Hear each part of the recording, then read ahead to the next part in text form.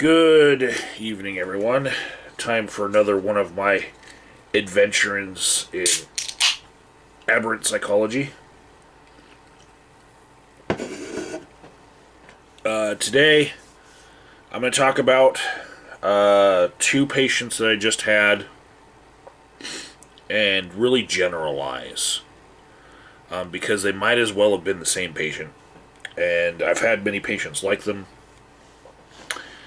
And we'll start with the last one. What was unique about him was before I ended up watching him for a whole shift, he had been tackled by a 60-year-old female who was watching him. It was a CNA.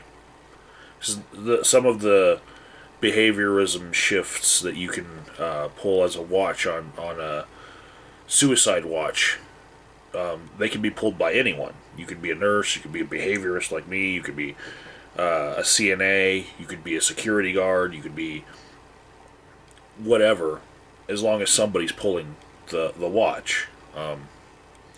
So I pulled my watch on this guy, and the previous watch, he was tackled by the 60-year-old CNA short, squat lady. And he was a 26-year-old guy who had some muscle definition, but probably from meth use. And if I were tackled by a 60-year-old lady, and I was mid-20s and had some muscle on me, I'd be embarrassed. And he was not just tackled. When she was on him, somebody else grabbed his leg and twisted it pretty bad. And it's one of those things where nobody cares because he's a dick, except for I care. Because no one should be treated that way, if it's avoidable at all. And I wasn't there, I didn't see it, but when I was introduced to the patient, I was told fall risk because his knee was twisted so bad.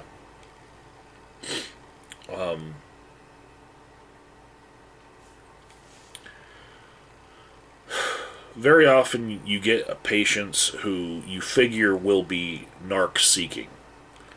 And narc-seeking behavior is something that nurses are trained to recognize. And so when somebody has had narc-seeking behavior in a hospital before and the nurses treat them by the book, they start feeling like the nurses don't care. Somebody with a twisted knee, with a lot of pain, first thing that they'll be given is ice, like an ice pack. This is a person with a history of drug abuse. Let's just give them an ice pack and see if that takes it away. And then the next thing, if they keep complaining for 2 or 3 hours, they'll get ibuprofen. And sometimes I feel like the nurses just don't care because they're not recognizing that they're in real pain and they need pain medication. And while you're sitting with them, some people would just completely ignore it. Some people would be so patronizing as to just put them off in a different way. I try to explain that there's a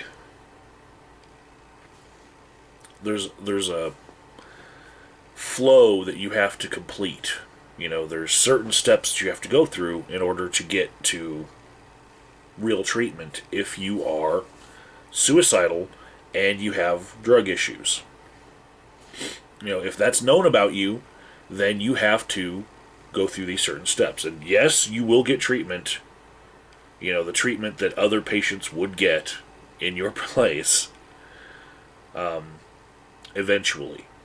But it's not that the nurses don't care. It's just that they're doing their job the way that they've been trained to do. So this patient, he was very upset that he wasn't getting the visitors that he wanted, in particular his spouse. And through the course of the night, I actually was questioning whether or not it actually was his spouse, like officially with nuptials and all. But he made phone calls because he had the patient phone, and he was very rude with his spouse. And sometimes you encounter cultural differences between you and the patient that you just can't imagine how that works in their culture. And when I say culture, I mean me from a culture of intellectualism, having finished a bachelor's degree, and I live with, my significant other who also has been educated, and, I hang out with educated people, whereas this guy has meth culture all around him. His significant other was hanging out with other people in the meth culture and not coming to visit him in the hospital. And people have all sorts of different reasons for not visiting. One would actually be that they don't love you anymore. Another reason might be that they're afraid of hospitals because people get sick in hospitals. They get MRSA, right? Another reason is just fear that if you are in the hospital and you have all these people pulling watches on you, that those people could report you to the police, because people don't understand privacy laws. They don't understand that people aren't going to call the police on people seeking help for medical issues. So they kind of consider anyone who is in the hospital for suicidal behavior to be basically in jail. That's the mindset. Like, paranoia sets in. Like, I'm doing drugs, so I can't be in contact with anyone in regular society because everyone is a potential narc who's going to rat me out to the police. So my patient was very upset that his significant other was not coming in to visit him. And he would say things like, fuck you, bitch. You never care about me. All those things that I did for you, and you're not there for me now. And basically going over lines that I couldn't possibly imagine ever going over. You cross that line, and in my culture, I feel like that's pretty much a sign that it's over. You should not be with that person. That's not the type of thing that you ever say to someone if you plan on sleeping next to them and keeping your penis, because they will chop that shit off, in your sleep. They will let you know that they don't like it when you say that when you come home and all of their stuff is gone. That's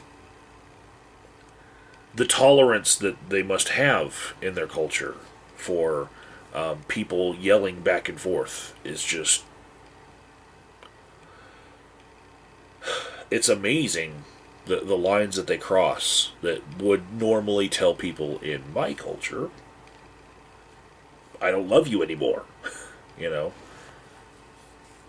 I hope the makeup sex is good, because they're going through a lot of shit for it.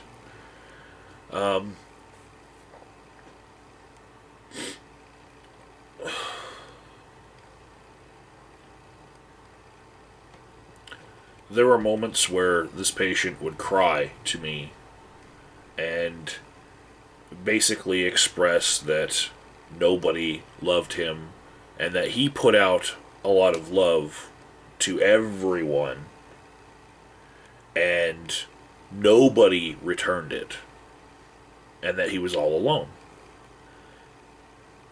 And this was why he was suicidal. Can't tell you how he tried, because that would identify him. That would be too specific. But I can say that one of the things that made him and my patient before that, and many other patients, want to commit suicide is that he had a felony record that was following him. And the more I see it, that people can just give up hope on life at all, I really question the felony system as we have it. It seems like there's two conflicting ideas here, right? One is that you pay your debt to society. That's why you go to prison, and then you're supposed to rehabilitate yourself.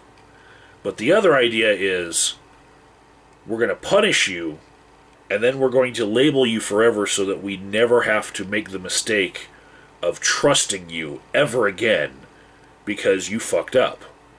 And that is it's going to take to protect society from you, right? Well, if you're labeled forever, it's really hard to rehabilitate yourself and re-enter the community, And part of that process is not being able to find a job. And although there's more context to it, it does all boil down to money problems. A good percentage of my patients have money problems. They can't earn enough money to achieve their goals, to just live basically. This particular patient was living out of a vehicle prior to being picked up for his suicidal behavior. And so that was part of his issues. The fact that the way that he was brought in after his attempt, his vehicle might have been impounded, it might have been taken by his significant other, he didn't know where his vehicle was, and that was all he had left in the world. That was compounding his issues, and I was afraid that he might try something in the hospital setting in order to achieve that goal of ending it all. Because he would say things like he was just done. And my patient before that said, I'm out of gas. I just don't have any more. I give, and I don't see any results, It's a common theme. Felonies will follow a person in a way that really saps their energy. The felony record is something that, with more and more people getting caught in America doing crimes, and some of those crimes being mala prohibita, not mala in se. And what that means is it's against the law because we make it against the law, because we've decided that that's something that we don't like, but it's not exactly evil in and of itself. Murder is evil in and of itself. Everyone can just see that it's evil to murder someone, But doing drugs, it's illegal because we've prohibited it. It could be possible to enjoy recreationally some drugs and not do anything bad to society.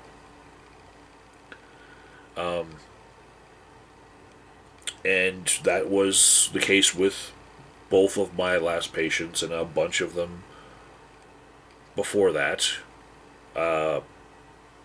Drug convictions following them. And it can be so bad the life that you have to endure after having been labeled like that you will want to kill yourself. And maybe there's part of the society, where they want to punish and get revenge on those people. Maybe part of the reason why it's that harsh is because people actually want them to just kill themselves, remove themselves from being a problem from everyone else, take out their own trash. And that's harsh, And in the healthcare setting, sometimes I feel like there are a lot of people who look past that and they say, but he's a dick, and they don't see that there's something fueling that dickishness, There's something more to it. And if you're not allowed to redeem yourself, if you're not allowed to reintegrate into society, you're going to not care about some of the finer points of the culture that I get to live in, having not been a felon in the past.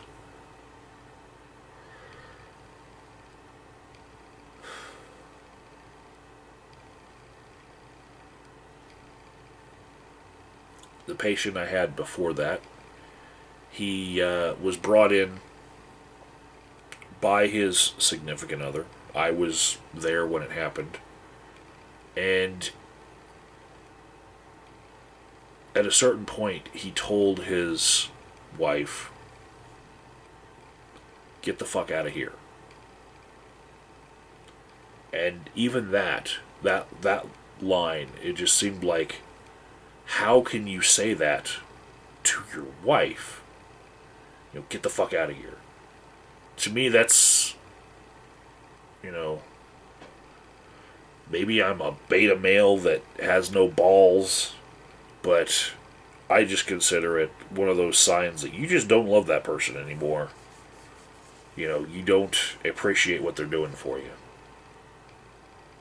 I just can't imagine ever going there.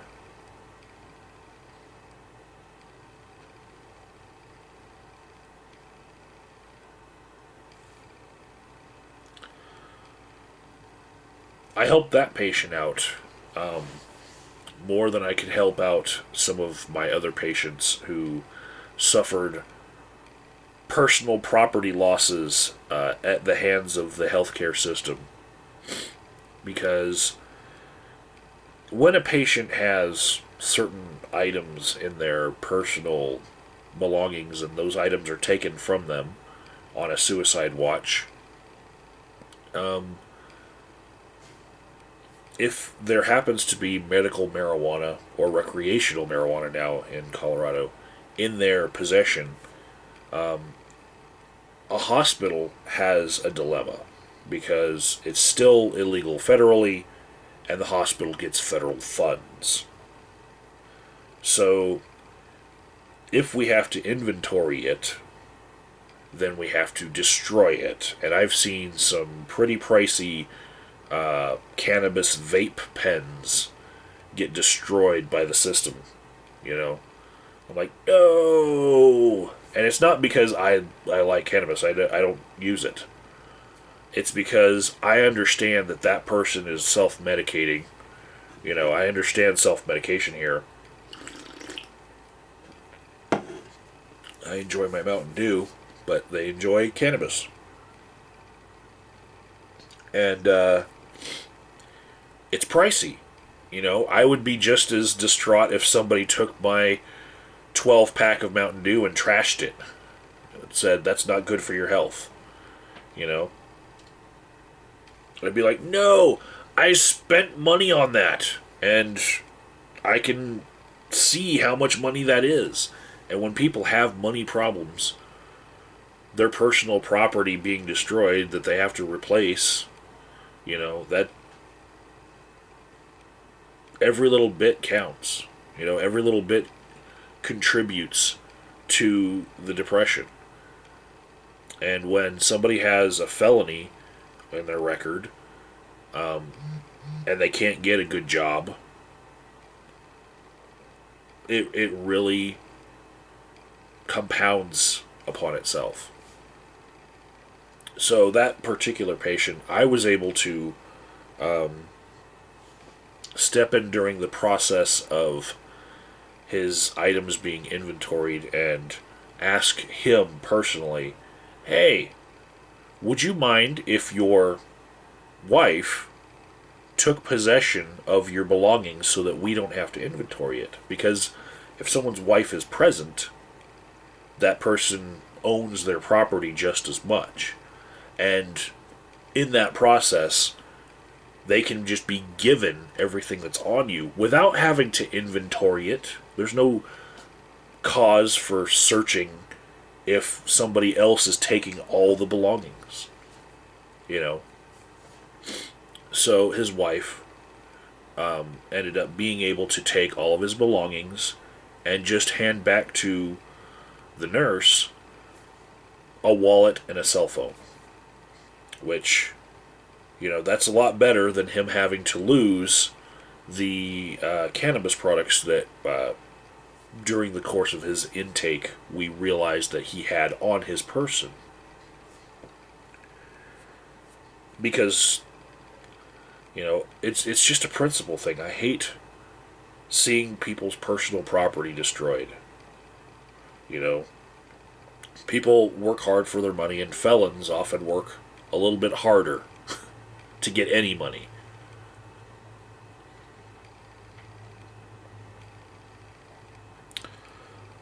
I've been educating myself while having patients like this, and one of the websites I came across was exoffender.com, because I was looking for jobs for felons.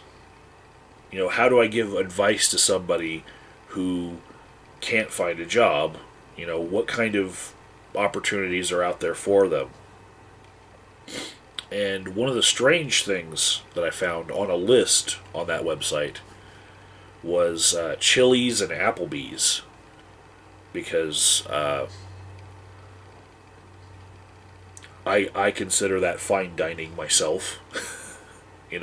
That's what kind of level white trash that I am. Okay, that to me is fine dining. And I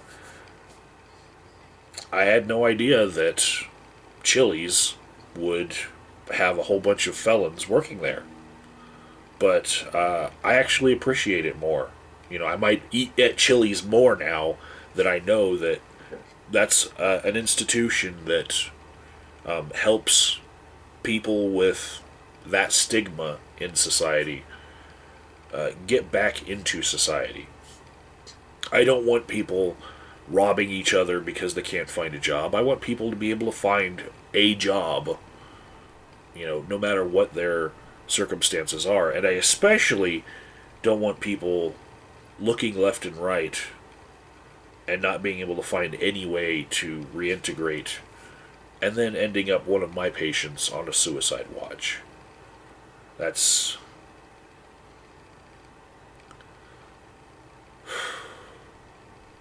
Sometimes you just think the system is broken and people don't care because they just write off everyone as being dicks.